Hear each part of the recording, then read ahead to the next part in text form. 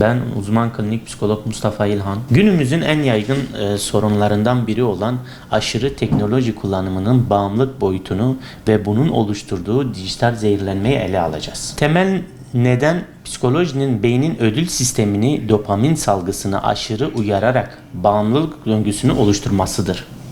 Sosyal medya beğenileri, oyun başarıları veya anlık bildirimler gerçek hayattaki zevklerden daha hızlı ve kolay ödül verir.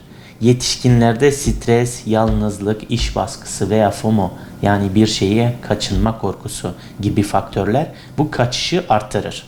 Pandemi gibi dönemlerde dijital zehirlenme zorunlu hale getirilerek bağımlılığı tetiklemiştir. Ekranlar yüz yüze iletişimi koparır ve duygusal bağları zayıflatır.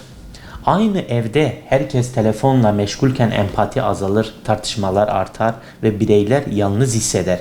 Çocuklar ebeveynlerinin davranışlarını taklit eder. Bu da sosyal beceri kaybına, duygusal uzaklaşmaya ve aile içi çatışmalara yol açar. Uzun vadede aile bağları zayıflar, yalnızlık ve depresyon riski yükselir. Dijital zehirlenme aşırı ekran mazuriyetini, beyni ve ruh sağlığını yavaşça zehirlemesi anlamına gelir. Psikolojik etkileri arasında anksiyete, depresyon, uyku bozuklukları, dikkat dağınıklığı, düşük öz saygı ve sosyal izolasyon yer alır.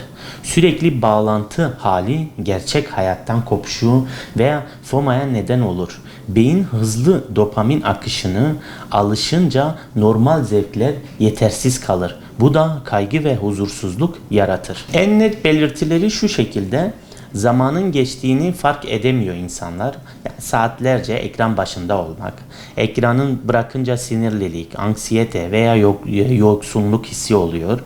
Sosyal ilişkilerde azalma, yalnızlık, uyku, yemek ve sorumlulukları ihmal etme, fiziksel şikayetler, boyun ağrısı, göz yorgunluğu, gerçek hayattan kaçınma eğilimi. Ekranı susturucu olarak kullanmak yerine şu yöntemleri önerebilirim. Birlikte kitap okuma, oyun oynama veya yemek hazırlama, doğa yürüyüşleri, spor ve yaratıcı aktiviteler, resim, müzik olabilir. Ekran süresi kuralları koyun. Örneğin yemekte telefon olmasın. Yani bu da bir örnek olabilir. Ebeveyn olarak rol model olun. Kendi ekran kullanımınızı sınırlayın. Duygusal ihtiyaçları konuşarak karşılayın. Çocukla kaliteli zaman geçirin. Teknolojiyi tamamen yasaklamak yerine dengeli kullanım ve farkındalıkla yönetmek en etkili yoldur. Yani bu zehirlenme var ve bu zehirlenme devam eder. Bir sürede devam edebilir. Tabi bu zehirlenmenin en aza indirebilmemiz için ailelerin çocuklarına model olması lazım. Yani evde, dışarıda, çevrede ailelerin bazı konularda çocuklarına model olmaları lazım. Özellikle evlerinde ahlaklı bireyler yetiştirmelerini öneriyoruz. Teşekkür ediyorum.